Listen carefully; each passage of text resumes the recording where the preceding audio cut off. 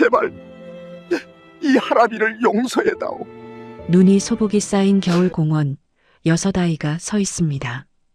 첫째는 낡은 기타를 튕기며 노래를 부르고, 다섯째는 배고파요 도와주세요라고 적힌 종이를 들고 있습니다. 막내는 작은 돈통을 들고 지나가는 사람들에게 고개를 숙이고 있었죠. 그 모습을 본 백발의 노인이 그 자리에 털썩 무릎을 꿇었습니다. 대한민국 굴지의 식품그룹 회장 이선호 씨였죠. 회장님의 입에서 오열이 터져 나옵니다. 두 손으로 얼굴을 감싼 채 어깨가 들썩입니다.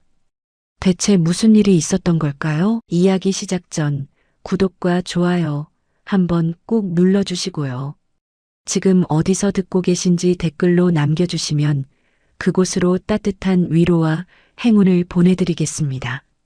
자, 그럼 그 기막힌 사연 속으로 들어가 보겠습니다.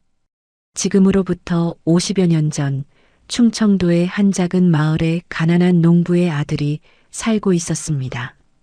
그 아이의 이름은 이선호, 훗날 대한민국을 대표하는 식품그룹의 회장이 될 인물이죠.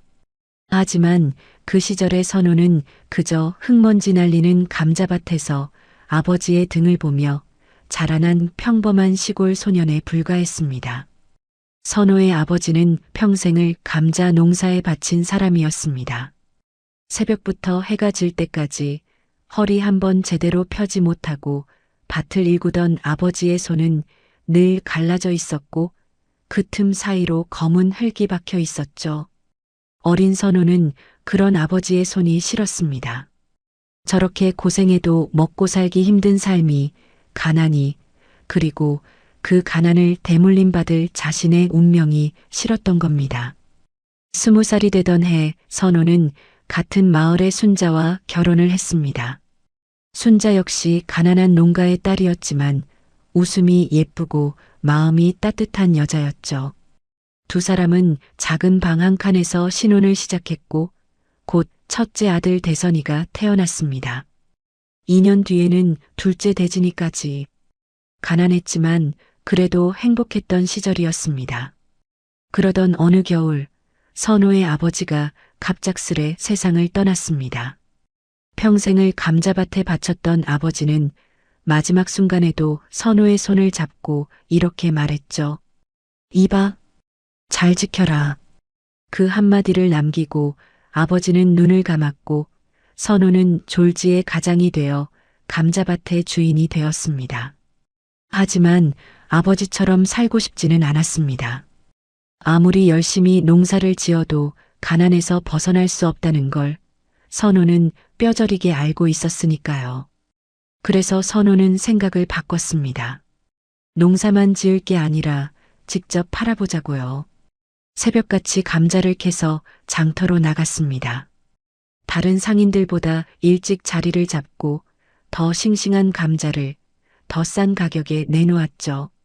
선호의 감자는 날개 돋친 듯 팔려나갔습니다.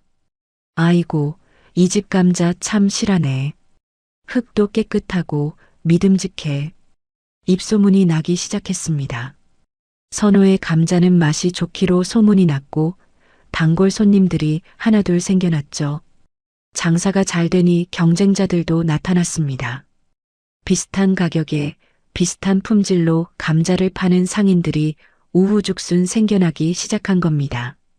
매출은 서서히 줄어들었고 선호는 고민에 빠졌습니다. 어느 날 저녁 선호는 팔다 남은 감자를 들고 집으로 돌아왔습니다. 순자가 저녁상을 차리는 동안 대선이와 대진이는 배가 고프다며 칭얼거렸죠. 선호는 무심코 감자를 기름에 튀겨 아이들에게 내밀었습니다. 아버지, 이거 맛있어요. 대선이가 눈을 반짝이며 외쳤습니다. 바삭하게 튀겨진 감자를 한 입 베어 문 순간 선호의 머릿속에 번개가 치듯 아이디어가 떠올랐습니다. 바로 그거였습니다.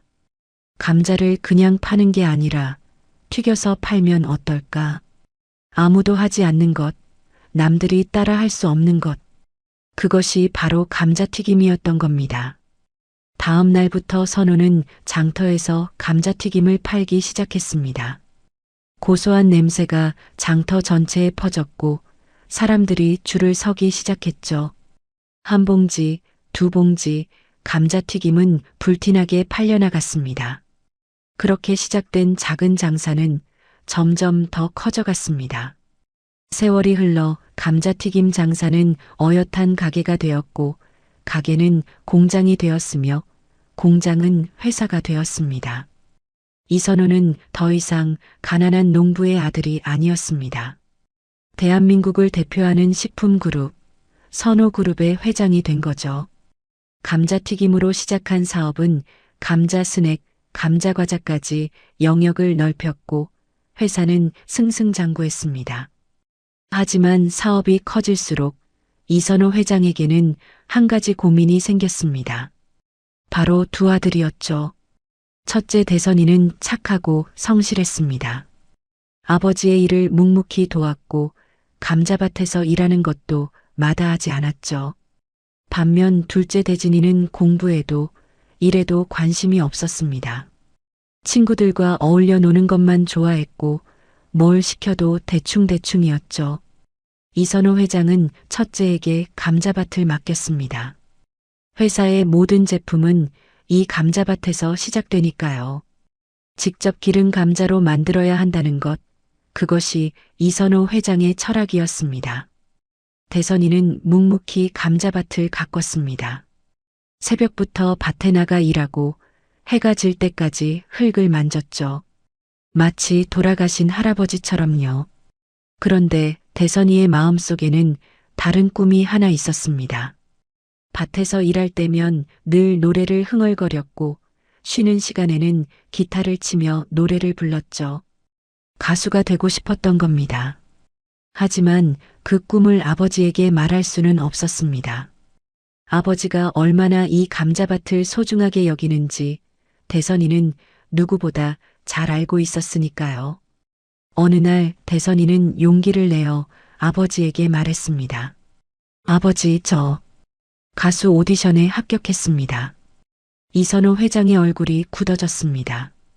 그토록 아끼는 첫째 아들이 감자밭을 버리고 가수가 되겠다니.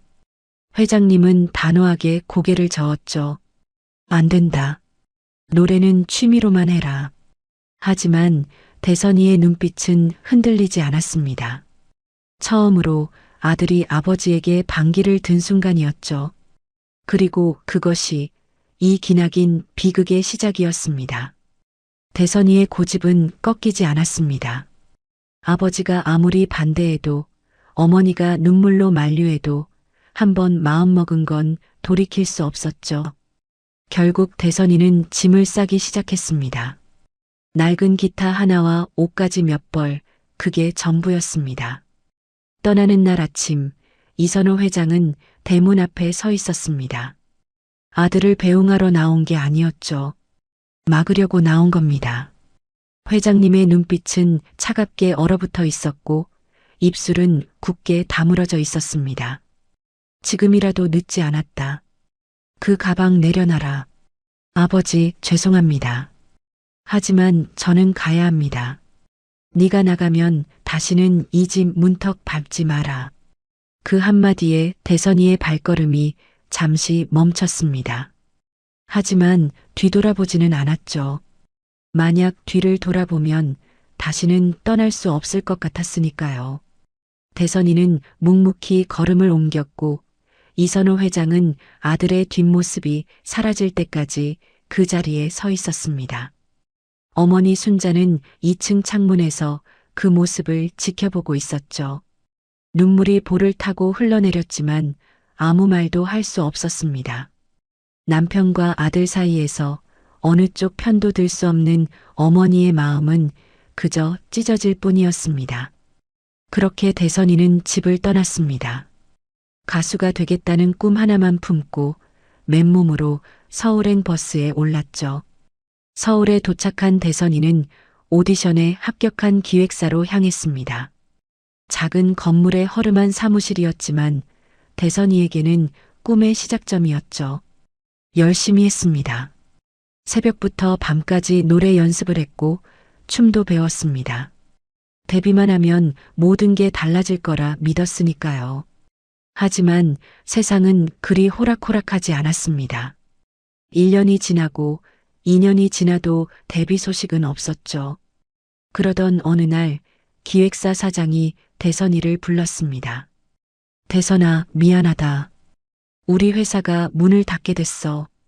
부도였습니다. 기획사는 하루아침에 사라졌고 대선이는 졸지에 거리로 내몰렸죠. 그동안 모아둔 돈도 없었습니다. 월급이라고 받은 건 푼돈에 불과했으니까요. 집에 돌아갈 수도 없었습니다. 아버지가 다시는 문턱을 밟지 말라고 했으니까요. 무엇보다 실패한 모습으로는 돌아갈 수 없었습니다. 성공해서 당당하게 돌아가고 싶었죠. 그게 대선이의 자존심이었습니다. 그때부터 대선이의 떠돌이 생활이 시작됐습니다. 밤무대를 전전하며 노래를 불렀고 작은 행사장이든 술집이든 부를 곳이 있으면 어디든 갔죠. 하루하루가 팍팍했지만 노래만은 놓지 않았습니다. 언젠가는 성공할 수 있을 거라는 희망 하나로 버텼습니다. 한편 대선이가 떠난 뒤 이선호 회장의 집에는 찬바람이 불었습니다. 회장님은 입버릇처럼 대선이 이야기를 꺼내지 말라고 했지만 밤마다 아들 방 앞을 서성이곤 했죠. 첫째가 쓰던 방은 그대로 두라고 했습니다. 언젠가 돌아올지도 모른다는 마음이었을까요? 아니면 차마 정리할 수 없는 아버지의 마음이었을까요? 여보, 대선이가 지금 어디서 뭘 하고 있을까요? 순자가 조심스럽게 물었지만 회장님은 대답하지 않았습니다. 묵묵히 술잔만 기울일 뿐이었죠. 입으로는 아들을 내쳤지만 마음으로는 단 하루도 아들 걱정을 놓은 적이 없었습니다. 감자밭은 둘째 대진이에게 맡겨졌습니다. 처음에는 대진이도 열심히 하는 것처럼 보였죠. 형이 떠난 자리를 자신이 채워야 한다는 책임감 때문이었을 겁니다. 하지만 그것도 잠시, 본성은 숨길 수 없는 법이었습니다. 대진이는 점점 게을러졌습니다. 새벽에 일어나 밭에 나가는 대신 늦잠을 잤고 일은 직원들에게 떠넘겼죠. 회식이라는 명목으로 술자리가 잦아졌고 관리는 뒷전이었습니다. 감자밭은 서서히 황폐해져 갔습니다. 이선호 회장은 그 사실을 까맣게 모른 채 아들을 믿고 있었죠. 그 무렵 무명 가수 대선이는 어느 작은 카페에서 공연을 하고 있었습니다. 손님이라고는 몇 명 없는 한산한 카페였지만 대선이는 최선을 다해 노래했죠. 그때 카운터에서 커피를 내리던 한 여자가 대선이의 노래에 발걸음을 멈췄습니다. 알바생 김유미, 훗날 대선이의 아내가 될 여자였죠. 유미는 대선이의 노래에 빠져들었습니다. 가사 하나하나에 진심이 담겨 있었고 목소리에는 알 수 없는 그리움이 묻어났죠. 공연이 끝나고 유미는 조심스럽게 대선이에게 다가갔습니다. 노래 정말 좋았어요. 특히 마지막 곡이요. 감사합니다. 대선이가 환하게 웃었습니다. 그 웃음을 본 순간 유미의 심장이 쿵 하고 뛰었죠. 운명이란 게 있다면 아마 이런 순간을 두고 하는 말일 겁니다. 대선이와 유미는 급속도로 가까워졌습니다.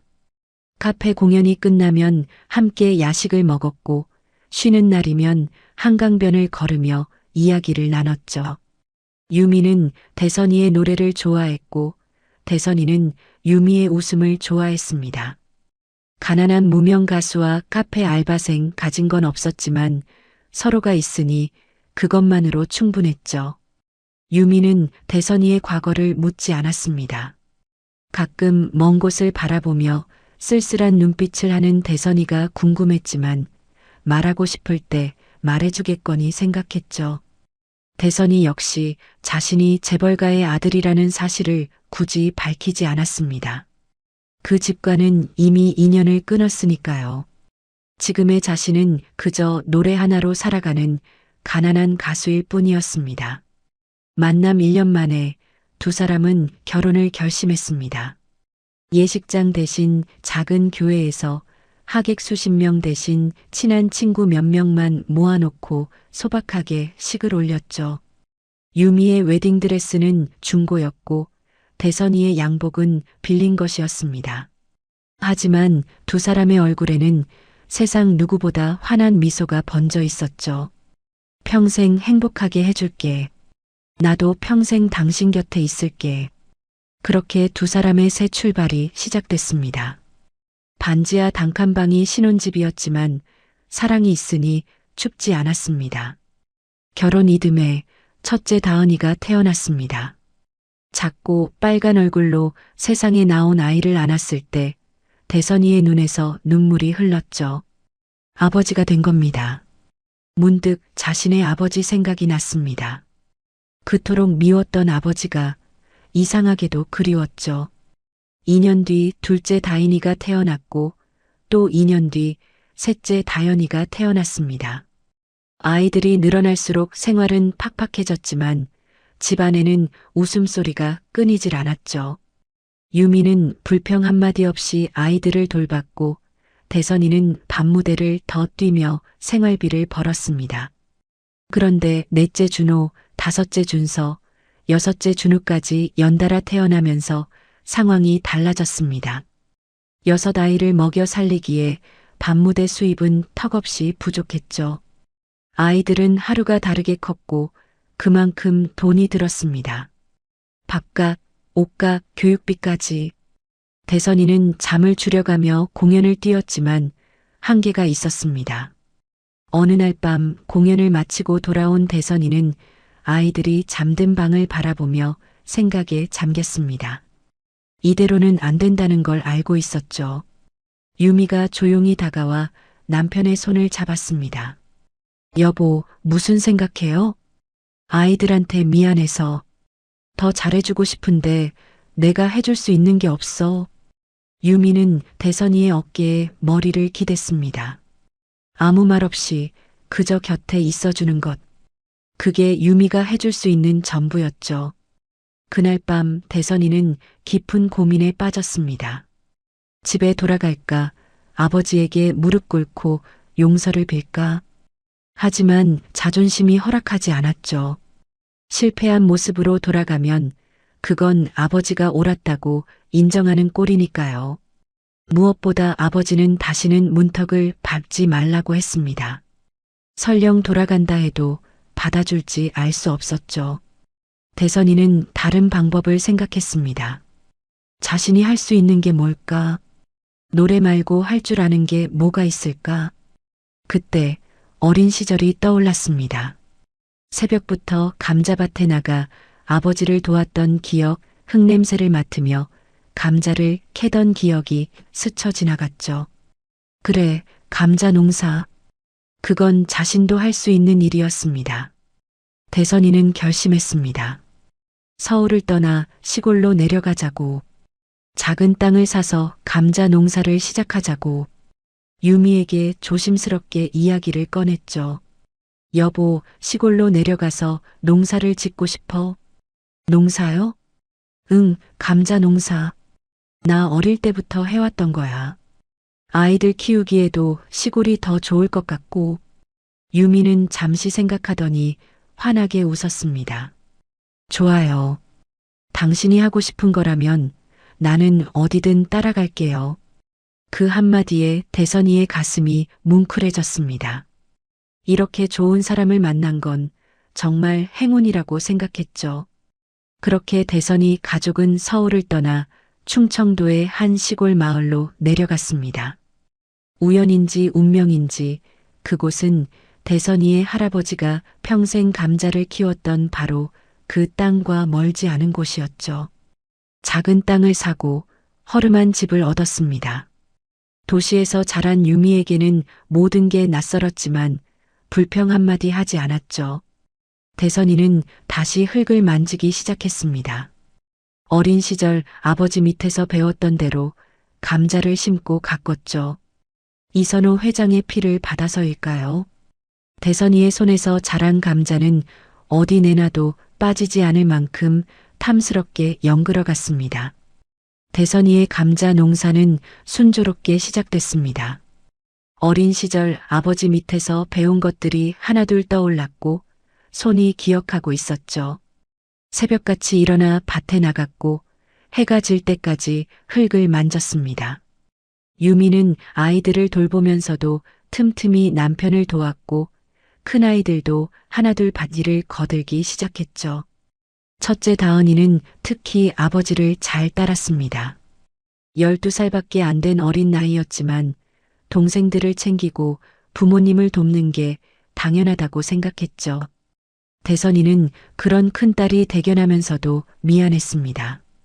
또래 아이들은 학원 다니고 놀 나이인데 자기 딸은 밭에서 감자를 캐고 있으니까요. 다은아, 힘들면 쉬어도 돼. 아니에요, 아빠. 저 이거 재밌어요. 다은이가 해맑게 웃으며 대답했습니다. 그 웃음이 어찌나 예쁘던지 대선이는 괜히 눈시울이 붉어졌죠. 반드시 성공해서 아이들에게 더 좋은 것들을 해주겠다고 속으로 다짐 또 다짐했습니다. 감자가 수확되기 시작하자 대선이는 직접 트럭에 싣고 시장으로 나갔습니다. 아버지가 그랬던 것처럼 더 싱싱하고 더 좋은 감자를 더 싼 가격에 내놓았죠. 입소문이 나기 시작했습니다. 대선이네 감자는 맛이 다르다고, 품질이 좋다고, 단골이 생기고 주문이 늘어났습니다. 3년이 지나자 대선이는 단순히 감자를 파는 것에서 한 발 더 나아갔습니다. 유통사업을 시작한 거죠. 직접 기른 감자뿐 아니라 주변 농가의 질 좋은 감자를 모아 식당과 급식업체에 납품하기 시작했습니다. 착한 가격에 믿을 수 있는 품질. 그게 대선이의 철학이었죠. 사업은 점점 커졌습니다. 처음에는 트럭 한 대로 시작했지만 이제는 창고도 생기고 직원도 몇 명 두게 됐죠. 감자밭도 넓어졌습니다. 대선이는 아버지의 피를 물려받은 게 분명했습니다. 사업 수완이 보통이 아니었으니까요. 그 사이 아이들도 무럭무럭 자랐습니다. 첫째 다은이는 15살이 됐고 막내 준우도 어느덧 5살이 됐죠. 큰 집은 아니었지만 가족 8명이 오순도순 모여 사는 집에는 늘 웃음소리가 넘쳤습니다. 다은이는 아버지를 닮아 노래를 잘했습니다. 밭에서 일할 때면 늘 노래를 흥얼거렸고 학교 행사 때마다 무대에 올랐죠. 대선이는 그런 딸을 보며 자신의 어린 시절을 떠올렸습니다. 다은아, 넌 뭐가 되고 싶어? 저요? 가수요. 아빠처럼 노래 부르는 사람이 되고 싶어요. 그 말에 대선이의 가슴이 뭉클해졌습니다. 자신은 이루지 못한 꿈이었지만 딸은 꼭 이루게 해주고 싶었죠. 이번에는 아버지처럼 반대하지 않겠다고 아낌없이 지원해주겠다고 마음먹었습니다. 한편 본가의 상황은 정반대였습니다. 둘째 대진이에게 맡겨진 감자밭은 해가 갈수록 황폐해지고 있었죠. 대진이는 처음 몇 달만 열심히 하는 척했을 뿐 곧 본성을 드러냈습니다. 새벽에 일어나는 건 무리였고 밭에 나가봤자 대충 둘러보다 돌아오기 일쑤였죠. 관리는 직원들에게 떠넘겼습니다. 자신은 사무실에 앉아 결제만 하면 된다고 생각했죠. 회식이라는 명목으로 술자리가 잦아졌고 골프며 여행이며 노는 데만 정신이 팔려 있었습니다. 감자밭은 주인을 잃은 것이나 다름없었죠. 그 즈음 대진이는 최수연이라는 여자와 결혼했습니다. 수연은 화려한 것을 좋아하는 여자였죠. 명품 가방, 고급차, 호화로운 생활. 시댁이 재벌이라는 사실에 눈이 멀어 결혼한 거나 다름없었습니다. 대진이와 수연 두 사람은 서로의 욕심이 잘 맞았죠. 감자밭이 망가지면서 감자 품질도 떨어지기 시작했습니다. 선호그룹의 주력 상품인 감자 스낵과 감자튀김의 맛이 예전 같지 않다는 불만이 쏟아졌죠. 매출은 서서히 하락했고 주가도 떨어졌습니다. 하지만 대진이는 그게 자기 탓인 줄 몰랐습니다. 아니, 알면서도 모른 척했죠. 이선호 회장은 그 사실을 까맣게 모르고 있었습니다. 둘째가 보고하는 내용만 믿었으니까요. 대진이는 아버지 앞에서만큼은 열심히 하는 척 연기를 잘했죠. 보고서에는 온통 좋은 말만 가득했고 문제가 생기면 남 탓으로 돌렸습니다. 그렇게 세월이 흐르는 동안 두 형제의 삶은 완전히 엇갈리고 있었습니다. 한쪽은 가난했지만 스스로의 힘으로 일어서고 있었고 한쪽은 부유했지만 속은 썩어가고 있었죠. 운명의 수레바퀴가 천천히 그러나 확실하게 돌아가고 있었습니다. 그의 여름은 유난히 가혹했습니다. 기록적인 폭염과 가뭄이 전국을 강타했고 농작물 피해가 속출했죠. 특히 감자 농사는 치명적인 타격을 입었습니다. 전국 각지의 감자밭이 말라붙었고 수확량은 예년의 절반에도 미치지 못했습니다. 선호 그룹에게는 비상이 걸렸습니다. 감자가 없으면 주력 상품을 만들 수 없으니까요. 감자튀김도, 감자 스낵도, 감자 과자도 모두 멈춰야 할 판이었죠. 해외 수입도 여의치 않았습니다. 세계적인 이상 기후로 어디나 사정은 마찬가지였으니까요. 이선호 회장은 직접 나서기로 했습니다. 전국 방방곡곡을 뒤져서라도 감자를 구해와야 했죠. 비서 김 실장을 대동하고 직접 현장을 누비기 시작했습니다. 70고개를 바라보는 나이에 쉬운 일이 아니었지만 이 감자밭은 자신의 전부였으니까요. 강원도, 경기도, 충청도. 이선호 회장이 가는 곳마다 소식은 절망적이었습니다. 감자가 있긴 했지만 품질이 형편없었고 양도 턱없이 부족했죠. 발품을 팔아도 원하는 감자를 찾을 수가 없었습니다. 회장님, 오늘은 이만 돌아가시죠. 무리하시면 안 됩니다. 김 실장이 걱정스러운 표정으로 말했지만 이선호 회장은 고개를 저었습니다. 조금만 더 찾아보자. 분명 어딘가에는 있을 거야. 며칠째 헛걸음만 하던 어느 날 이선호 회장의 귀에 흥미로운 소문이 들려왔습니다. 충청도 어느 시골 마을에 감자 농사가 유독 잘된 곳이 있다는 거였죠. 전국이 흉년인데 그곳만 풍년이라니 믿기 어려웠지만 지푸라기라도 잡는 심정으로 찾아가 보기로 했습니다. 차가 시골길을 달리는 동안 창밖 풍경이 점점 익숙해졌습니다. 어딘가 본 것 같은 산새, 농가 밭의 배치가 묘하게 기억을 건드렸죠. 설마 하는 생각이 스쳤지만 이선호 회장은 애써 무시했습니다. 마침내 도착한 그곳에서 이선호 회장은 눈을 의심했습니다.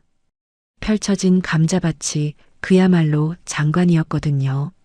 푸르게 자란 감자 잎사귀가 끝없이 펼쳐져 있었고 흙 속에는 탐스러운 감자들이 가득 연그러 있었습니다.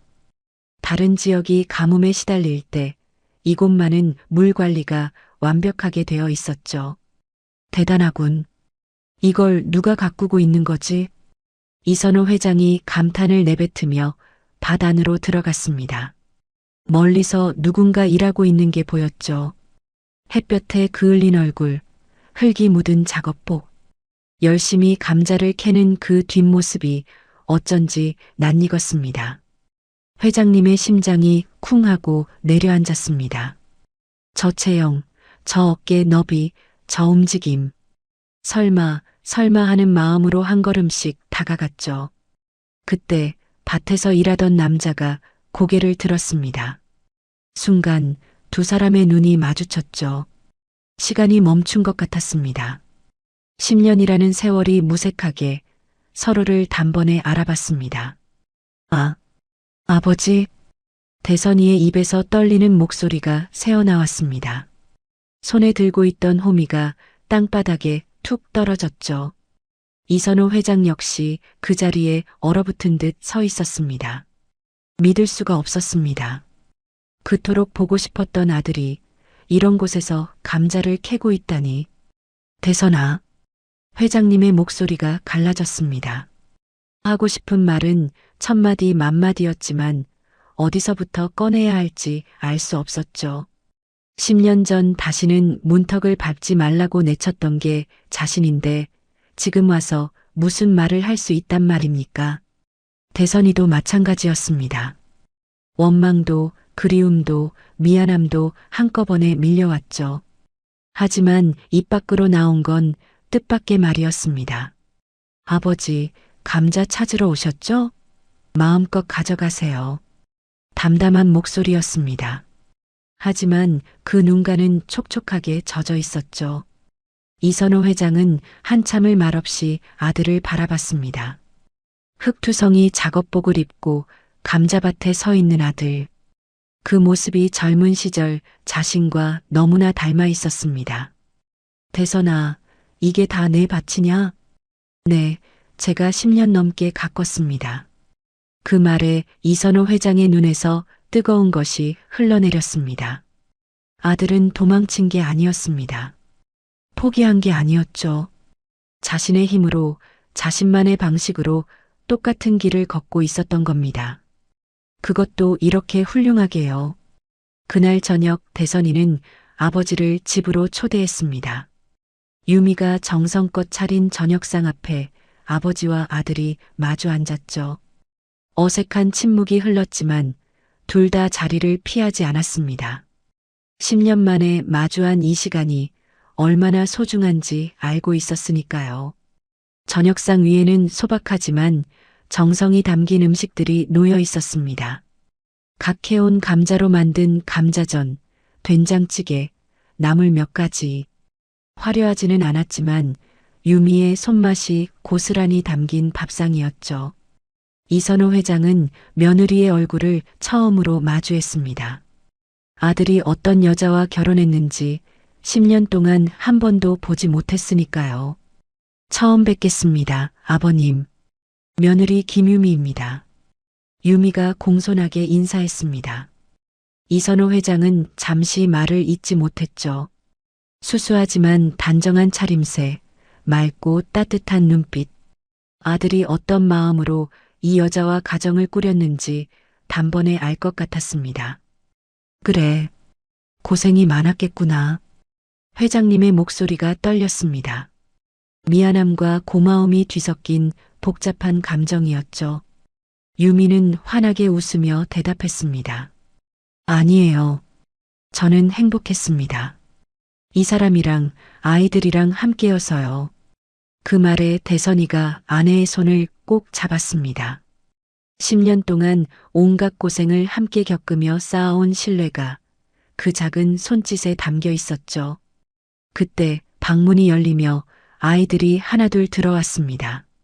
첫째 다은이를 시작으로 다인이, 다연이, 준호, 준서, 그리고 막내 준우까지 6아이가 줄줄이 들어와 할아버지 앞에 섰죠. 이선호 회장의 눈이 휘둥그레졌습니다. 이 아이들이다? 네, 아버지. 제 자식들입니다. 손주가 6이에요. 대선이가 뿌듯한 표정으로 대답했습니다. 이선호 회장은 아이들을 하나하나 바라봤죠. 큰아이는 벌써 다 큰 처자였고 막내는 아직 어린아이였습니다. 10년이라는 세월 동안 아들은 이렇게 대가족을 이루며 살고 있었던 겁니다. 할아버지, 안녕하세요. 아이들이 일제히 인사했습니다. 그 한마디에 이선호 회장의 눈에서 눈물이 왈칵 쏟아졌죠. 살면서 이렇게 많이 운 적이 있었던가. 기쁨인지 슬픔인지 후회인지 감사인지 알 수 없는 눈물이었습니다. 그날 밤 대선이와 이선호 회장은 마당에 나란히 앉아 이야기를 나눴습니다. 하늘에는 별이 총총했고 시골 특유의 고요함이 두 사람을 감싸고 있었죠.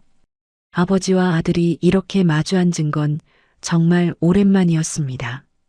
대선아, 미안하다. 이선호 회장이 먼저 입을 열었습니다. 그 한마디를 꺼내는데 10년이 걸렸죠. 네 꿈을 막았던 거, 집에서 내쫓았던 거, 다 내 잘못이다. 아비 노릇 제대로 못했어. 대선이는 고개를 저었습니다. 아닙니다, 아버지. 저도 잘못했어요. 말도 없이 떠나서 연락도 안 하고 걱정 많이 시켜드렸죠. 그래도 넌 내 힘으로 이만큼 일궈냈잖아. 이 감자밭을 보고 아버지는 네가 자랑스러웠다. 이선호 회장의 눈가가 다시 촉촉해졌습니다. 대선이도 눈시울이 붉어졌죠.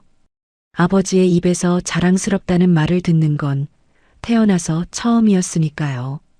두 사람은 한참을 말없이 별을 바라봤습니다. 어색하지 않았습니다. 10년간 쌓인 벽이 조금씩 허물어지고 있었으니까요. 다음 날 아침 이선호 회장은 본가로 돌아가면서 대선이에게 제안했습니다. 대선아, 다시 집으로 돌아오지 않겠니? 회사 일을 같이 했으면 좋겠다. 대선이는 잠시 생각하더니 조심스럽게 대답했습니다. 아버지, 저는 여기가 좋습니다. 제가 일군 이 밭을 떠나고 싶지 않아요. 하지만 아버지랑 자주 연락하고 명절 때는 찾아뵐게요. 아이들도 할아버지를 알아야 하니까요. 이선호 회장은 아쉬웠지만 아들의 뜻을 존중하기로 했습니다. 더 이상 강요하지 않기로요. 10년 전의 실수를 반복하고 싶지 않았으니까요. 한편 이선호 회장의 갑작스러운 지방 행차 소식은 본가에도 전해졌습니다. 둘째 대진이는 아버지가 감자를 구하러 전국을 돌아다닌다는 이야기에 콧방귀를 뀌었죠. 아버지도 참 그냥 직원들 시키면 될걸. 그 연세에 뭘 직접 다니셔. 대진이의 아내 수연은 거울 앞에서 화장을 고치며 대수롭지 않게 대꾸했습니다. 그러게요. 시아버님도 이제 은퇴하실 때 됐는데 언제까지 일선에 계시려고 그러시는지. 두 사람에게 시아버지의 고생 따위는 관심 밖이었습니다. 신경 쓰이는 건 오직 하나, 자신들의 자리였죠. 대진이는 형이 떠난 뒤 회사에서 승승장구해 왔습니다. 감자밭을 살려냈다는 공로로 사장 자리까지 올랐으니까요. 물론 실상은 달랐습니다. 감자밭은 그의 손에서 망가지고 있었고 회사 실적도 예전 같지 않았죠. 하지만 보고서를 교묘하게 꾸미고 문제는 다른 사람 탓으로 돌리며 위기를 모면해 왔습니다. 그런데 며칠 뒤 아버지가 돌아오면서 청천벽력 같은 소식을 전했습니다. 대선이를 만났다. 대진이의 얼굴이 딱딱하게 굳었습니다. 형? 그 형이 살아있었단 말인가? 10년 동안 연락 한 번 없던 형이? 형이요? 어디서요? 충청도에서 감자 농사 짓고 있더라. 그것도 아주 잘. 이번 흉년에도 저 혼자 풍년이야. 이선호 회장의 목소리에는 자부심이 가득했습니다. 대진이는 속이 타들어갔죠. 형이 돌아온다? 그것도 성공한 모습으로.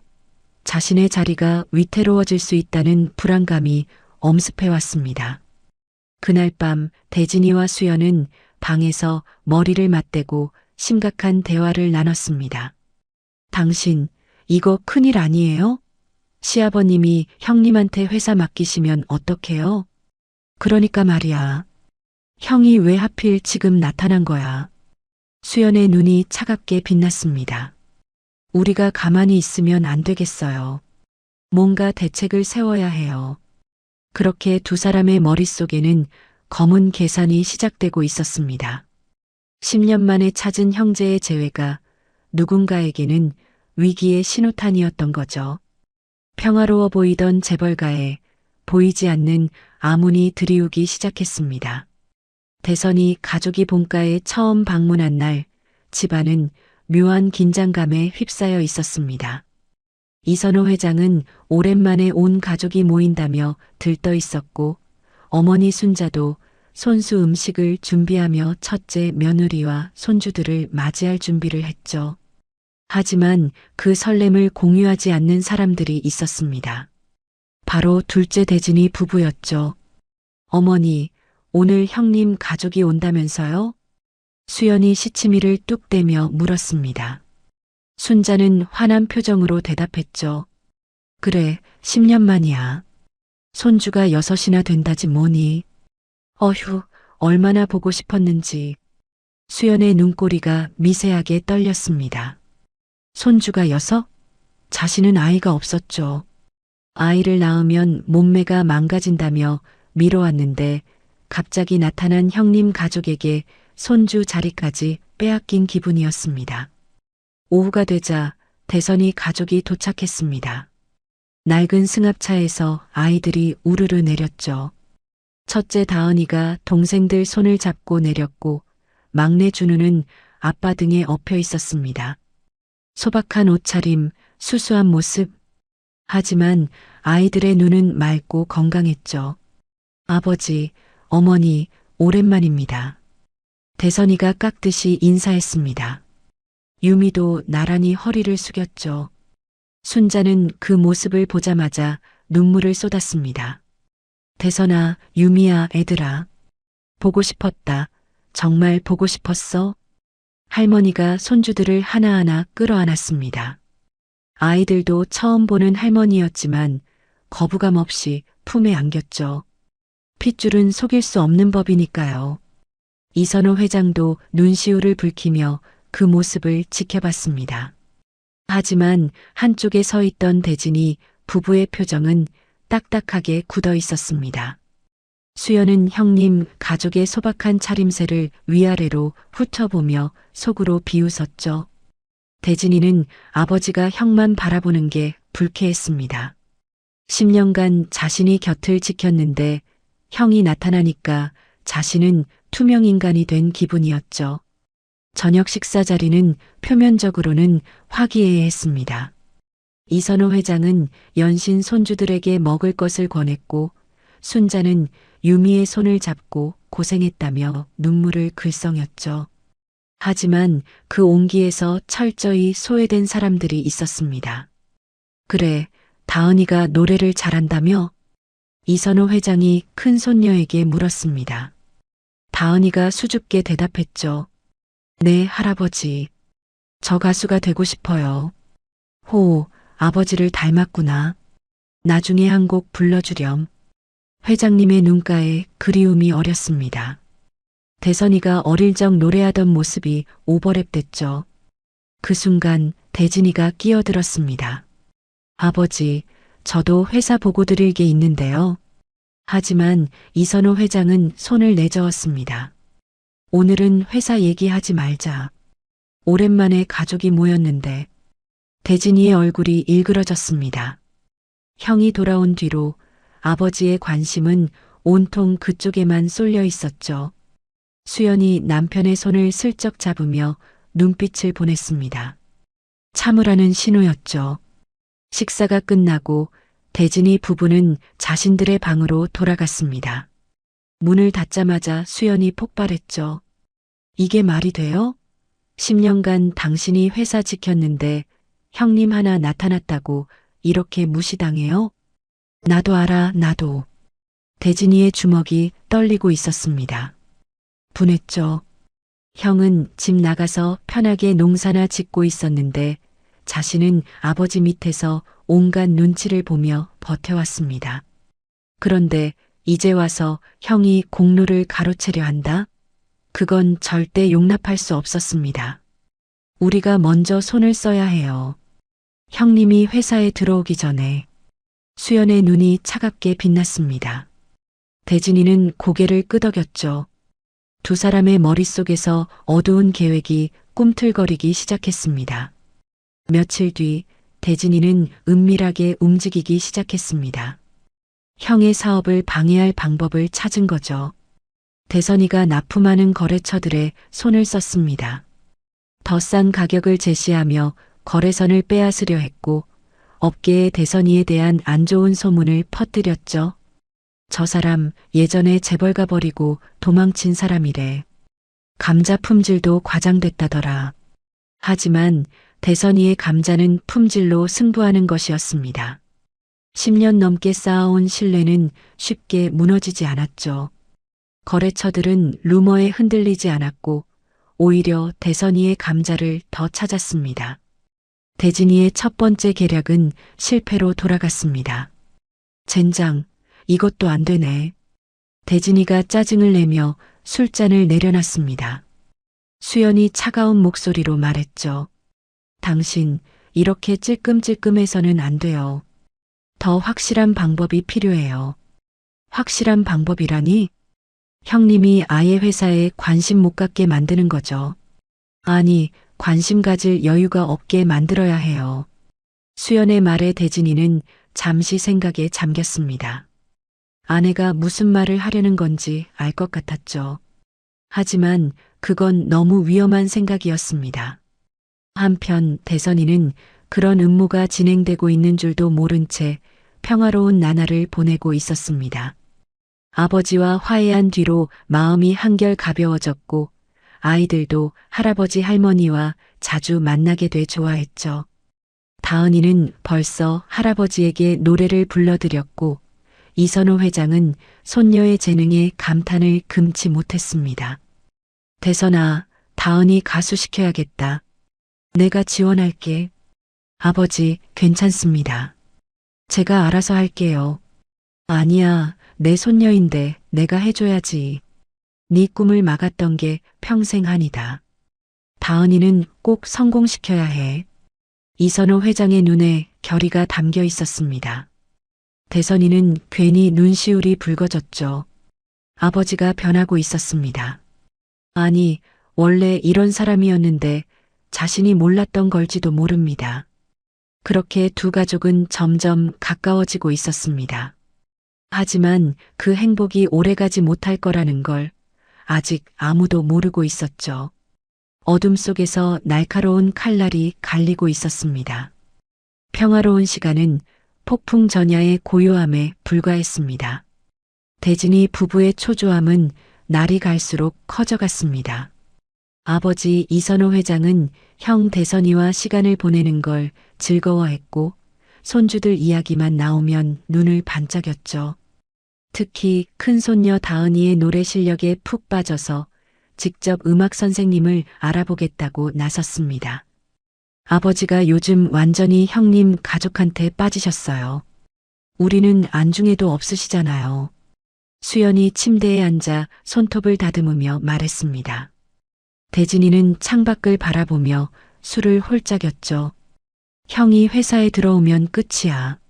아버지가 형한테 회사 넘기실 게 뻔해. 그러니까 뭔가 해야 한다니까요. 찔끔찔끔 해봤자 소용없어요. 수연의 목소리가 날카로워졌습니다. 대진이는 고개를 떨궜죠. 마음 한구석에서는 이러면 안 된다는 걸 알고 있었습니다. 형은 피를 나눈 가족이니까요. 하지만 욕심이 이성을 집어삼키고 있었습니다. 며칠 뒤 대진이는 예전에 알고 지내던 사람을 만났습니다. 깔끔하지 못한 일을 처리해주는 사람이었죠. 술자리에서 넌지시 이야기를 꺼냈습니다. 형님, 부탁이 하나 있는데요. 뭔데? 어떤 사람을 좀 곤란하게 만들어줬으면 해서요.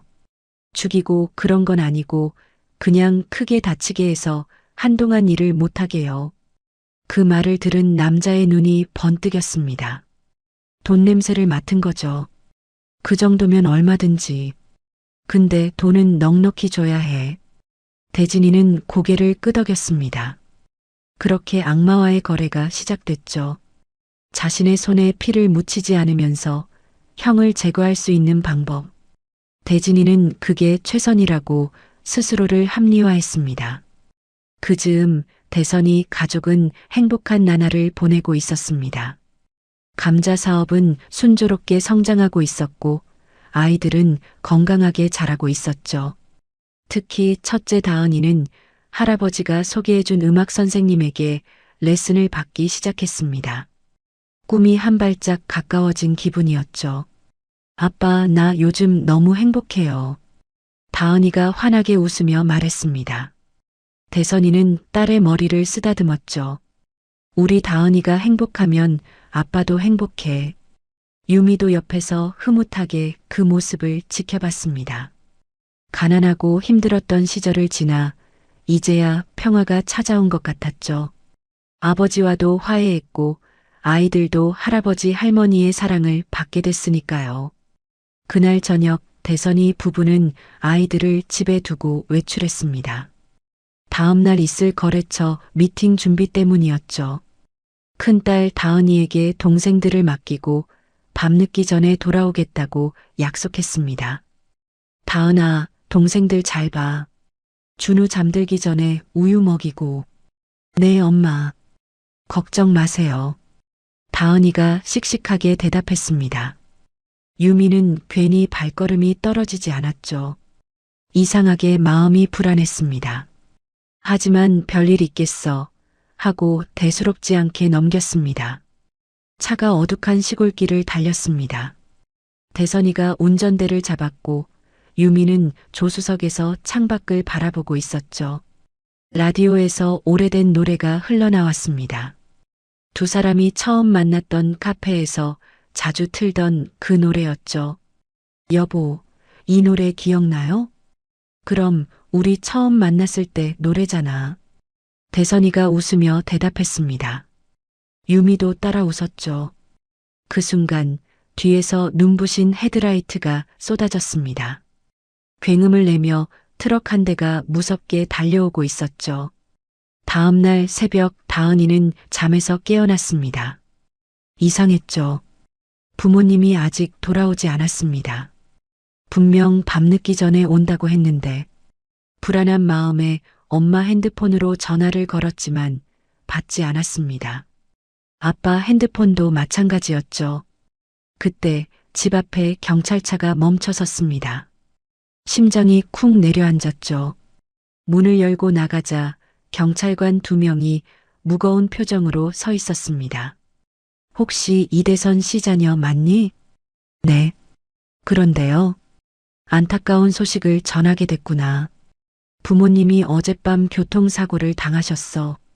다은이의 머릿속이 하얘졌습니다. 교통사고? 부모님이 무슨 말인지 이해할 수가 없었죠. 아빠 엄마는 괜찮은 거예요? 경찰관은 대답 대신 고개를 숙였습니다. 그 침묵이 모든 걸 말해주고 있었죠.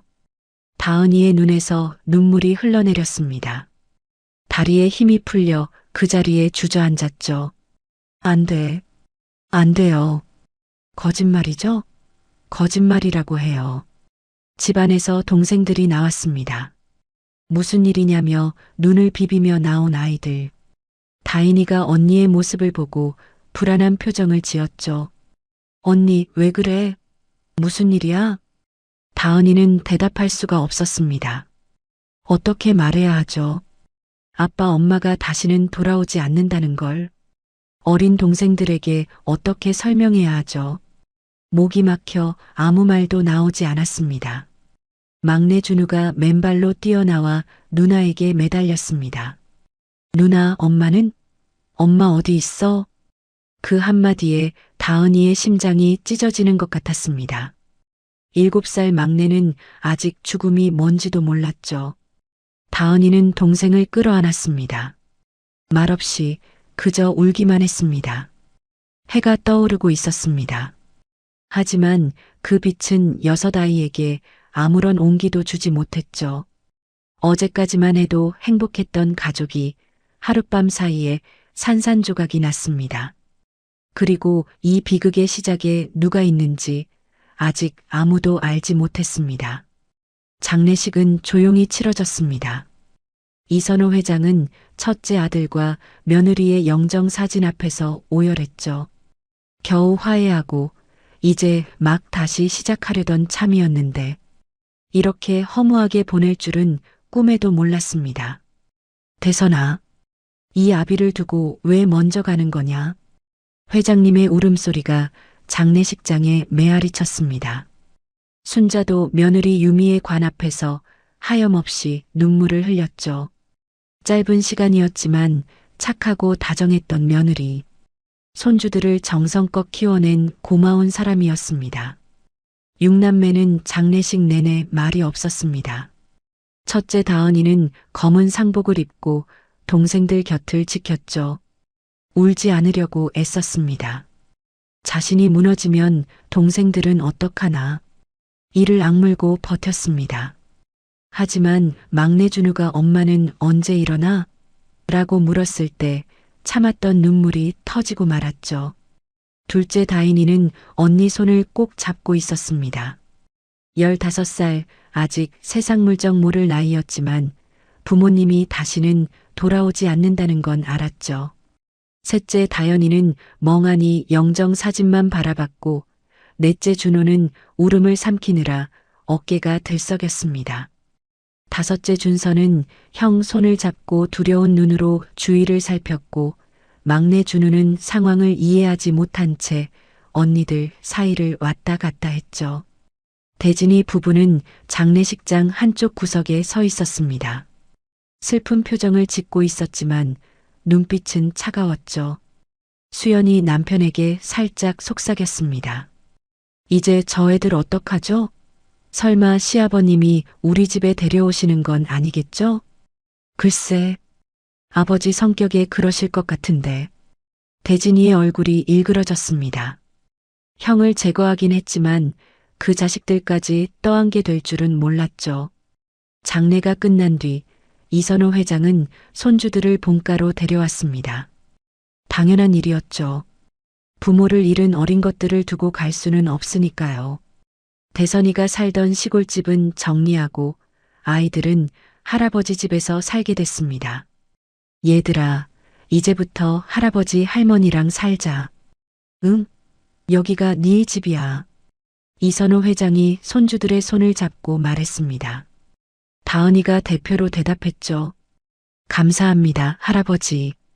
담담한 목소리였지만 그 속에는 슬픔과 두려움이 가득했습니다. 낯선 곳에서 동생들과 살아가야 한다는 막막함. 하지만 지금은 버텨야 했죠. 자신이 엄마 역할을 해야 했으니까요. 순자 할머니는 손주들을 위해 방을 정리하고 따뜻한 밥상을 차렸습니다. 아이들이 먹는 모습을 보며 연신 눈물을 닦았죠.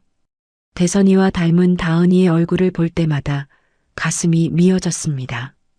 하지만 그 집에는 따뜻하지 않은 눈빛도 있었습니다. 대진이 부부는 식탁에 앉지도 않았죠.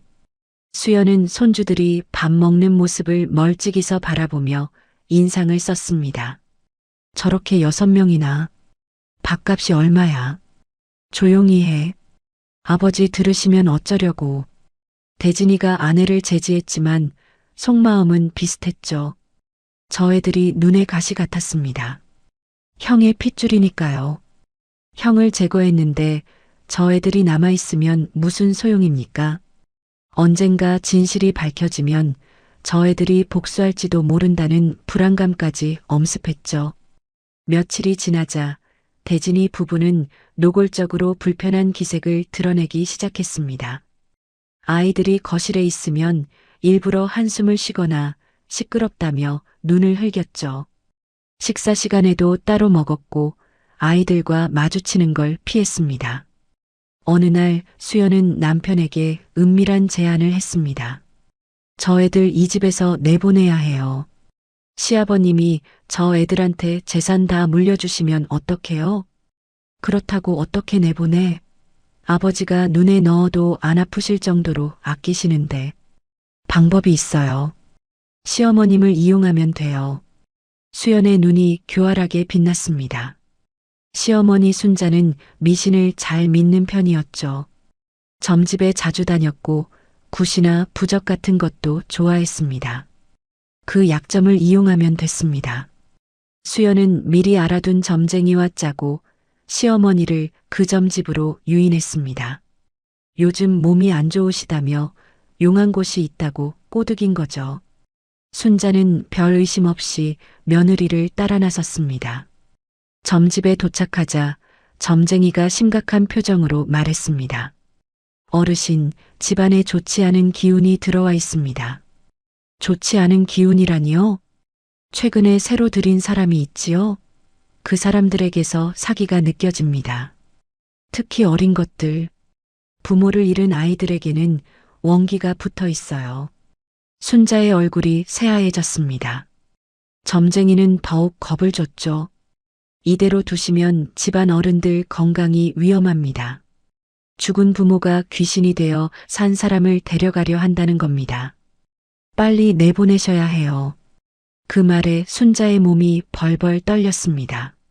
아들 대선이 내외가 죽은 것도 모자라 손주들까지 불길한 존재라니 믿고 싶지 않았지만 점쟁이의 말이 자꾸 귓가에 맴돌았죠. 집으로 돌아오는 차 안에서 순자는 내내 말이 없었습니다. 수연은 속으로 쾌재를 불렀죠. 계획대로 되고 있었습니다. 이제 시어머니가 아이들을 내쫓도록 부추기기만 하면 됐죠. 그날 밤 수연은 시어머니에게 또 한 번 독을 품었습니다. 어머니, 점쟁이 말이 맞는 것 같아요.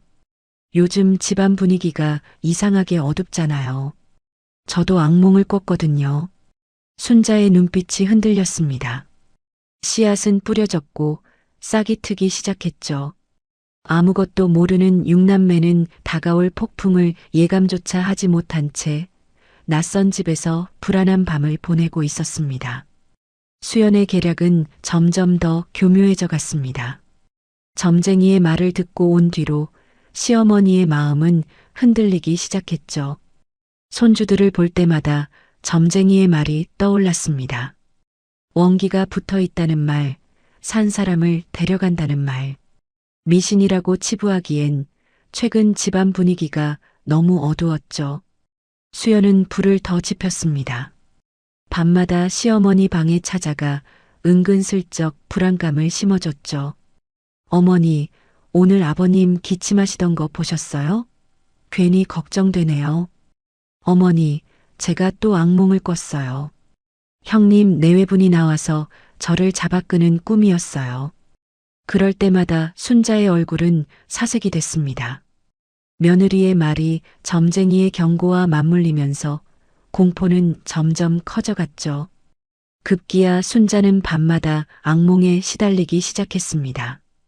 죽은 대선이가 나타나 어머니, 왜 제 아이들을 보살피지 않으세요? 라고 원망하는 꿈. 잠에서 깨어나면 온몸이 식은땀으로 젖어 있었죠. 그러던 어느 날 결정적인 사건이 터졌습니다. 수연이 마지막 카드를 꺼낸 거죠. 자신의 금반지를 몰래 빼서 다은이의 가방에 집어넣었습니다. 그리고 집안이 시끌시끌할 때 일부러 호들갑을 떨었죠. 어머니, 제 금반지가 없어졌어요. 분명히 서랍에 뒀는데. 순자가 놀라서 달려왔습니다. 뭐, 금반지가 없어졌다고? 네, 결혼할 때 친정 어머니가 주신 건데. 어머니, 혹시 보신 거 없으세요? 집안이 발칵 뒤집혔습니다. 온 가족이 반지를 찾느라 분주했죠. 그때 수연이 능청스럽게 다은이의 가방을 가리켰습니다. 저기, 혹시 저 가방은 뒤져봤나요? 다은이는 영문도 모른 채 자신의 가방을 열었습니다. 순간 그 안에서 금반지가 굴러나왔죠. 모두의 시선이 다은이에게 쏠렸습니다. 이건 제가. 다은이의 얼굴이 새하얘졌습니다. 자신은 넣은 적이 없었죠. 하지만 증거는 명백했습니다. 수연이 날카로운 목소리로 외쳤습니다. 도둑이야. 조카가 도둑질을 했어요. 할머니의 눈빛이 차갑게 변했습니다. 점쟁이의 말이 진짜였구나. 저 아이들에게 좋지 않은 기운이 붙어 있다더니 이제는 도둑질까지. 이성은 사라지고 두려움만이 마음을 지배했죠. 너희들, 당장 이 집에서 나가라. 할머니의 목소리가 얼음장처럼 차가웠습니다. 다은이가 무릎을 꿇었죠. 할머니, 저는 정말 안 그랬어요. 믿어주세요. 닥쳐. 증거가 뻔한데 무슨 말이 더 필요해. 너희 부모가 죽더니 너희까지 이 집을 망치려 드는구나. 당장 나가. 다인이가 언니를 감쌌습니다. 할머니, 언니는 그런 사람 아니에요. 제발이요. 하지만 할머니의 마음은 이미 돌아선 뒤였습니다. 점쟁이의 말, 수연의 세뇌, 그리고 도둑질 사건까지 모든 게 맞물려 할머니의 이성을 마비시켰죠. 수연은 뒤에서 그 모습을 바라보며 입꼬리를 올렸습니다. 결국 6남매는 집에서 쫓겨났습니다. 겨울 한복판이었죠. 첫째 다은이는 아버지의 낡은 기타 하나만 챙겼습니다. 아버지가 평생 곁에 두던 그 기타, 유일하게 부모님의 체온이 남아있는 물건이었죠. 애들아, 언니 따라와. 우리 어떻게든 살아볼 거야. 다은이는 눈물을 삼키며 동생들의 손을 잡았습니다. 막내 준우는 영문도 모른 채 누나 손을 꼭 쥐었죠. 배가 고프다고 추우니까 집에 들어가자고 했지만 더 이상 돌아갈 집은 없었습니다. 그 시각 이선호 회장은 출장 중이었습니다. 손주들이 쫓겨난 사실을 전혀 모르고 있었죠.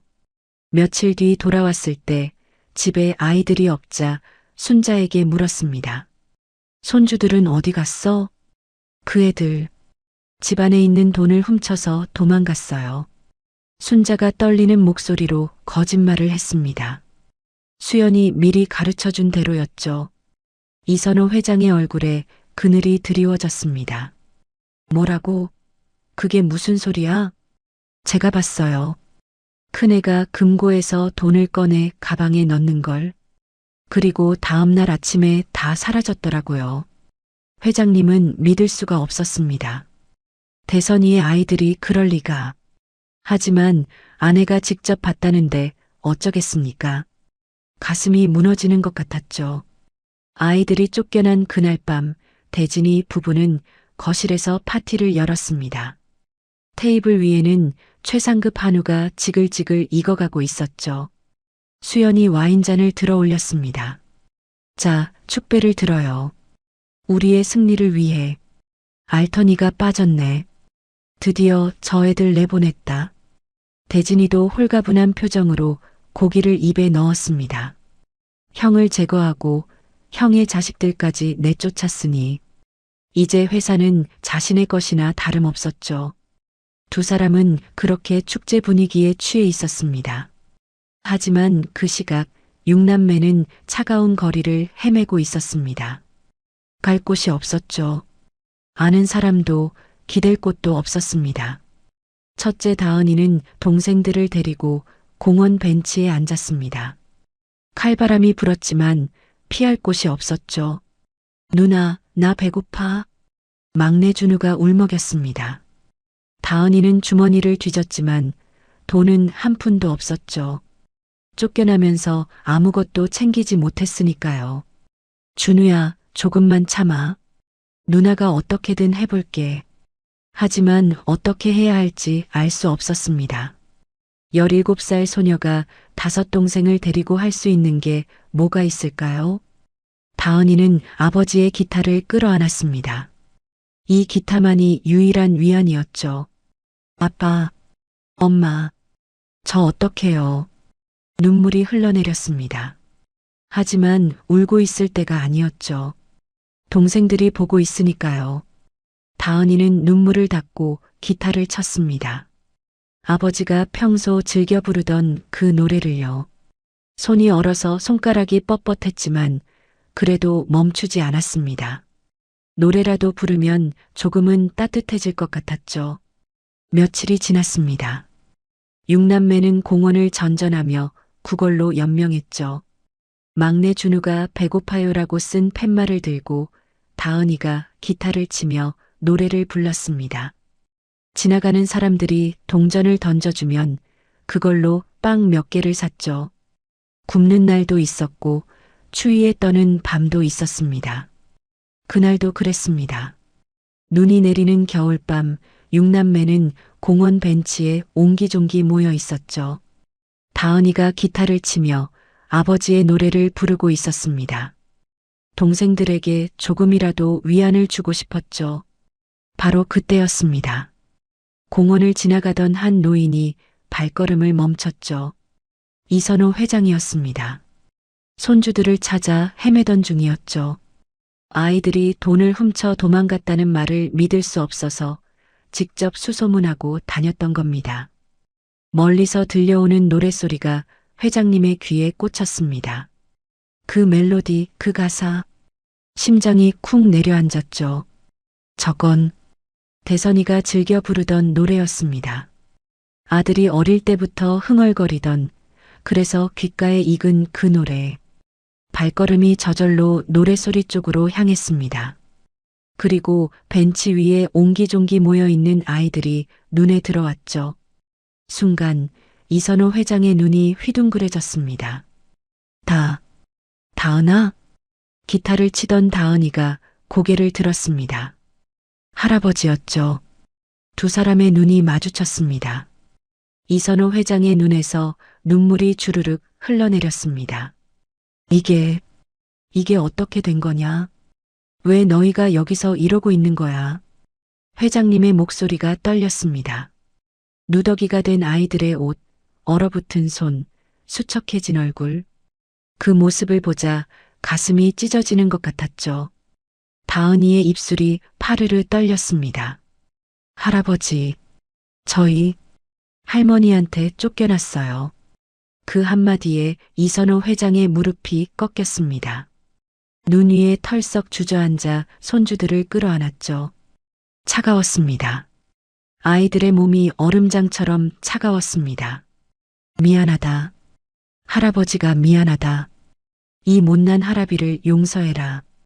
회장님이 오열했습니다. 육남매도 할아버지 품에 안겨 울기 시작했죠.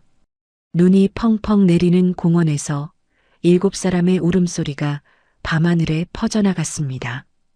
이선호 회장은 손주들을 데리고 곧장 병원으로 향했습니다. 아이들은 며칠간 굶고 얼어서 몸 상태가 엉망이었죠. 특히 막내 준우는 심한 감기에 걸려 열이 펄펄 끓고 있었습니다. 의사가 조금만 늦었으면 위험할 뻔했다고 말했을 때 회장님의 손이 부들부들 떨렸죠. 할아버지가 미안하다, 준우야. 할아버지가 정말 미안해. 아이들이 병원에서 치료받는 동안 이선호 회장은 생각에 잠겼습니다. 도대체 무슨 일이 있었던 걸까? 아내 순자가 손주들이 돈을 훔쳐 도망갔다고 했는데 아이들 말은 완전히 달랐죠. 쫓겨났다고 했습니다. 할머니한테 쫓겨났다고. 다은이에게 자초지종을 물었습니다. 아이는 울먹이며 모든 걸 털어놨죠. 작은 할머니가 제 가방에서 금반지가 나왔다고 도둑이라고 했어요. 저는 정말 안 그랬는데 할머니가 나가라고, 저희 다 나가라고 하셨어요. 이선호 회장의 눈빛이 차갑게 변했습니다. 수연, 그 며느리가 뭔가 꾸민 게 분명했죠. 처음부터 대선이 가족을 탐탁지 않게 여기더니 결국 이런 짓을 저지른 겁니다. 회장님은 곧바로 집으로 돌아갔습니다. 거실에 가족들을 모았죠. 순자, 대진이, 수연. 세 사람이 소파에 앉았습니다. 이선호 회장은 차가운 눈빛으로 그들을 바라봤죠. 설명해봐. 손주들이 왜 공원에서 거짓골을 하고 있었는지. 순자의 얼굴이 새하얘졌습니다. 대진이는 시선을 피했고 수연만이 태어난 척 대답했죠. 아버님, 그 애들이 도둑질을 해서 내보낸 거예요. 제 금반지를 훔쳤거든요. 금반지? 그게 전부냐? 네, 증거가 뻔한데 어쩌겠어요. 저희도 어쩔 수 없었어요. 수연의 말에 이선호 회장의 주먹이 불끈 쥐어졌습니다. 거짓말인 게 뻔히 보였죠. 그때 이선호 회장의 비서 김 실장이 급하게 들어왔습니다. 얼굴이 창백했죠. 회장님, 급히 드릴 말씀이 있습니다. 뭔데 그래? 밖에서 말씀드려도 되겠습니까? 회장님은 고개를 끄덕이고 자리에서 일어났습니다. 대진이 부부의 눈빛이 불안하게 흔들렸죠. 뭔가 불길한 예감이 들었습니다. 복도로 나온 이선호 회장에게 김 실장이 보고했습니다. 점쟁이라는 자가 회사로 찾아왔습니다. 사장님, 그러니까 대진이 도련님께 돈을 요구하고 있는데 그 내용이 심상치 않습니다. 무슨 내용인데? 교통사고. 대선 도련님 내외분의 사고 말입니다. 그게 사고가 아니었다고. 대진 도련님이 사주한 거라고. 이선호 회장의 심장이 멈추는 것 같았습니다. 뭐라고? 대선이 부부의 사고가 대진이가 꾸민 일이라고? 그게 무슨 소리야? 확실한 거냐? 점쟁이가 증거를 갖고 있답니다. 녹음 파일이라고. 대진 도련님이 직접 의뢰하는 내용이 담겨 있다고 합니다. 회장님의 눈앞이 캄캄해졌습니다. 다리에 힘이 풀려 벽에 기대야 했죠. 설마 그럴 리가. 아무리 철없는 놈이라도 형을 죽이다니. 친형을 죽이다니. 김 실장이 점쟁이를 데려왔습니다. 돈에 눈이 먼 그자는 협박이 먹히지 않자 아예 회장에게 직접 증거를 팔려고 한 거였죠. 회장님은 떨리는 손으로 녹음 파일을 들었습니다. 형님을 좀 곤란하게 만들어줬으면 해서요. 죽이고 그런 건 아니고 크게 다치게 해서 한동안 일을 못하게. 그 정도면 얼마든지. 근데 돈은 넉넉히 줘야 해. 대진이의 목소리였습니다. 틀림없었죠. 이선호 회장의 손에서 핸드폰이 떨어졌습니다. 온몸에서 힘이 빠져나갔죠. 아들을 죽인 게 아들이었다니. 이선호 회장은 비틀거리며 거실로 돌아왔습니다. 대진이 부부는 아버지의 표정을 보고 직감했죠. 뭔가 들켰다는 걸. 수연의 얼굴이 창백해졌고 대진이는 식은땀을 흘리기 시작했습니다. 아버지, 무슨 일이? 닥쳐. 이선호 회장의 목소리가 얼음장처럼 차가웠습니다. 평생 그렇게 무서운 아버지의 모습은 처음이었죠. 네가 형을 죽였어? 그 한마디에 거실이 얼어붙었습니다. 순자가 비명을 질렀고 수연은 벌떡 일어나 뒤로 물러섰죠. 대진이는 무릎이 풀려 바닥에 주저앉았습니다. 아버지, 저는 말해. 네가 형을 죽인 거냐고. 이선호 회장이 포효했습니다. 대진이의 얼굴에서 핏기가 싹 가셨죠. 더 이상 숨길 수 없었습니다. 아버지가 증거를 갖고 있는 게 분명했으니까요. 전 형을 죽이려던 게 아니에요. 그냥 다치게 하려고. 크게 다쳐서 회사에 신경 못 쓰게. 그런데 그놈들이 일을 너무 크게. 대진이가 횡설수설했습니다. 변명을 하면 할수록 더 추악한 진실이 드러났죠. 이선호 회장의 눈에서 눈물이 흘러내렸습니다.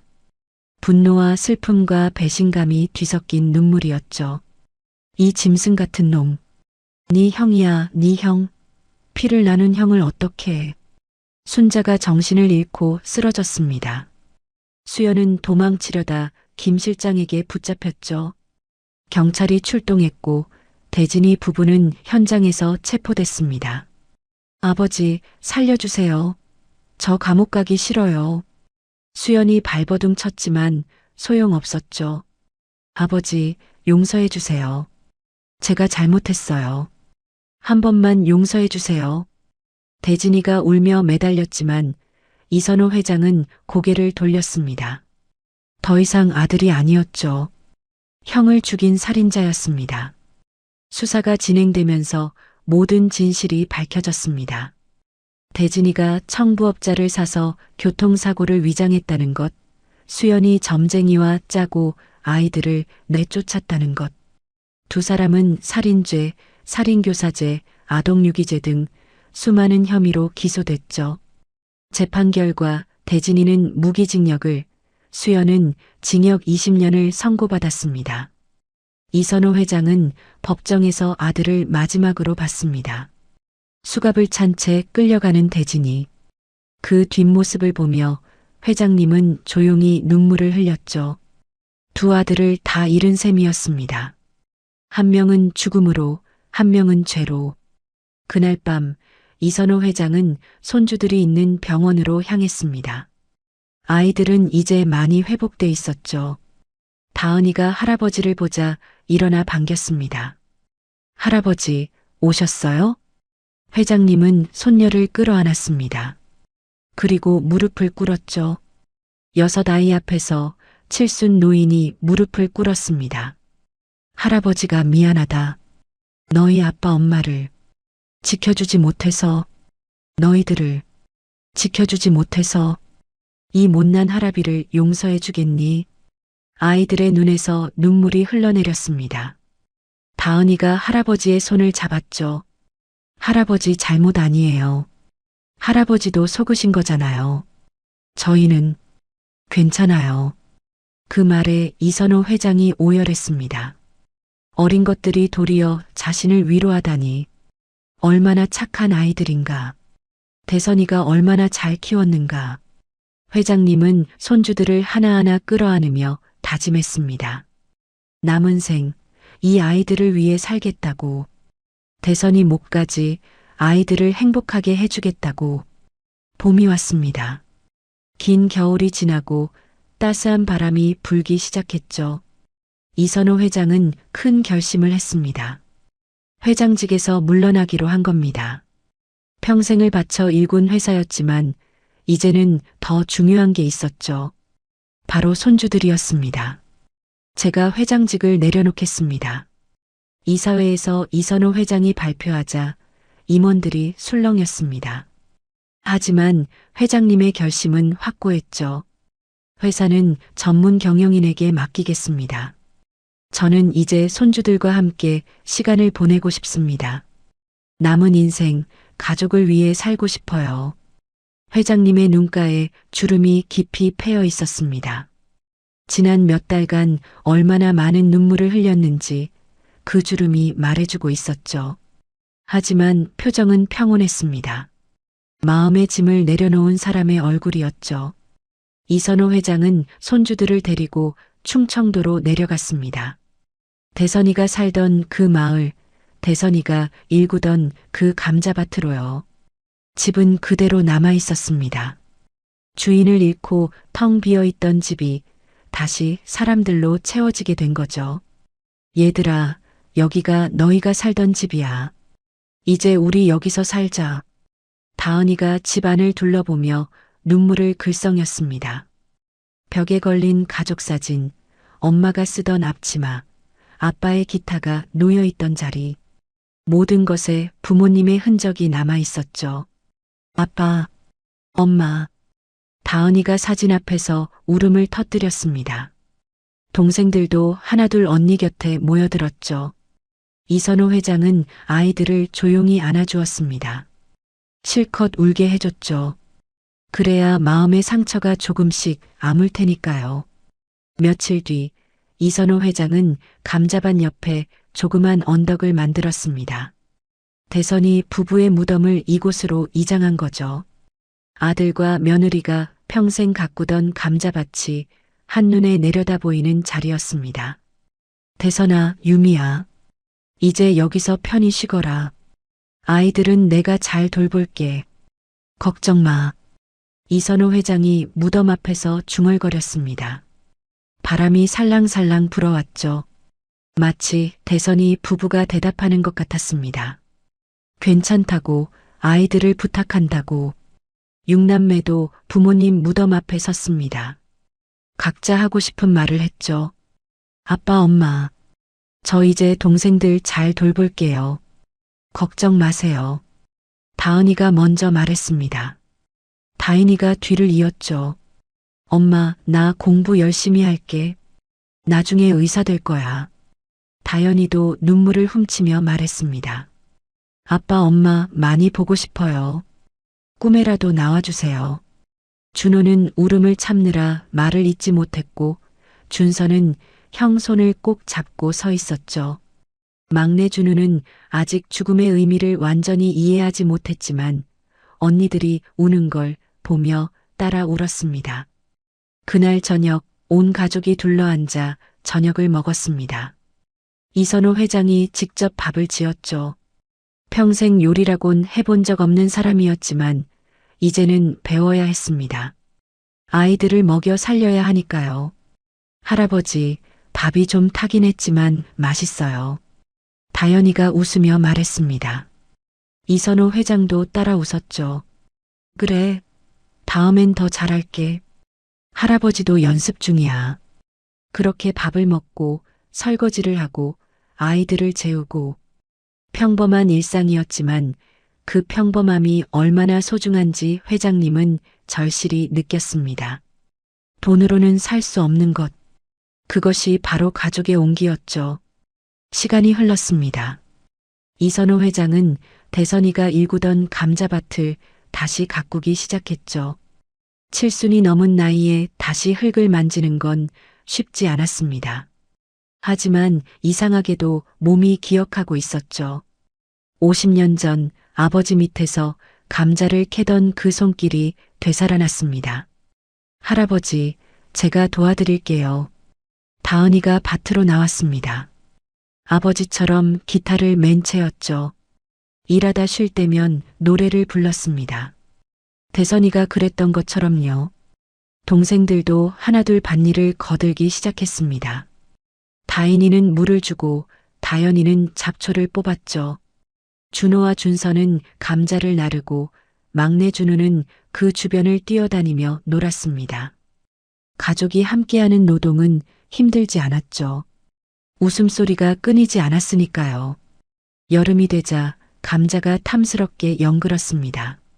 수확하는 날 이선호 회장은 흙 속에서 감자를 꺼내며 눈물을 흘렸죠. 대선아, 네가 일군 밭에서 이렇게 감자가 나왔다. 아버지가 잘 지킬게. 걱정 마라. 다은이가 할아버지 옆에 다가와 손을 잡았습니다. 할아버지, 아빠가 하늘에서 보고 계실 거예요. 할아버지 고생하시는 거 다 보고 계실 거예요. 그래. 그랬으면 좋겠구나. 이선호 회장이 손녀의 머리를 쓰다듬었습니다. 그때 다은이가 기타를 들어 올렸죠. 아버지가 즐겨 부르던 그 노래를 부르기 시작했습니다. 맑고 청아한 목소리가 감자밭 위로 퍼져나갔죠. 동생들도 따라 불렀습니다. 언덕 위 부모님 무덤까지 들리라고 목청껏 불렀죠. 이선호 회장은 그 모습을 바라보며 생각했습니다. 자신은 평생 돈만 쫓으며 살았구나. 가족의 소중함을 몰랐구나. 그러다 아들을 잃고 또 다른 아들마저 잃었구나. 하지만 하늘은 손주들을 남겨주셨구나. 다시 시작할 기회를 주셨구나. 저녁 노을이 감자밭을 붉게 물들였습니다. 이선호 회장과 육남매가 나란히 서서 하늘을 바라봤죠. 구름 사이로 빛이 쏟아져 내렸습니다. 마치 대선이 부부가 하늘에서 웃고 있는 것 같았죠. 아빠, 엄마, 저희 잘 살게요. 행복하게 살게요. 다은이가 하늘을 향해 말했습니다.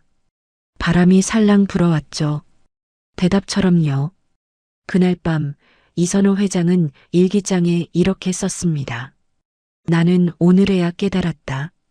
진정한 부는 돈이 아니라 가족이라는 것을. 늦었지만 깨달아서 다행이다. 남은 생 손주들을 위해 살겠다. 대선아, 유미야. 하늘에서 지켜봐라. 내가 아이들 잘 키울게. 그렇게 감자밭 위에서 새로운 가족의 이야기가 시작됐습니다. 슬픔의 눈물은 이제 기쁨의 눈물로 바뀌었고 상처는 조금씩 아물어갔죠. 진심은 결국 통하는 법입니다. 가족은 결국 가족이니까요. 그리고 그해 가을, 다은이는 가수 오디션에 합격했습니다. 이선호 회장은 무대 아래에서 손뼉을 치며 울었죠. 대선이가 이루지 못한 꿈을 손녀가 이뤄낸 겁니다. 하늘에서 대선이도 분명 울고 있었을 겁니다. 기쁨의 눈물을요. 사람들은 겉모습만 보고 판단합니다. 하지만 진짜 소중한 건 눈에 보이지 않는 것들이죠. 사랑, 가족, 진심. 그것들이 모여 삶을 만들고 그 삶이 모여 이야기가 됩니다. 이선호 회장과 육남매의 이야기가 그랬듯이요. 오늘 이야기 어떠셨나요? 가슴 한켠이 뭉클해지셨다면 좋아요 한번 꾹 눌러주시고요. 아직 구독 안 하신 분들은 구독도 부탁드립니다. 여러분의 구독과 좋아요가 더 좋은 이야기를 만드는 힘이 됩니다. 오늘 이야기를 들으며 떠오른 분이 계시다면 댓글로 남겨주세요. 그분께 따뜻한 마음이 전해지길 바랍니다. 그럼 다음 이야기에서 또 만나요.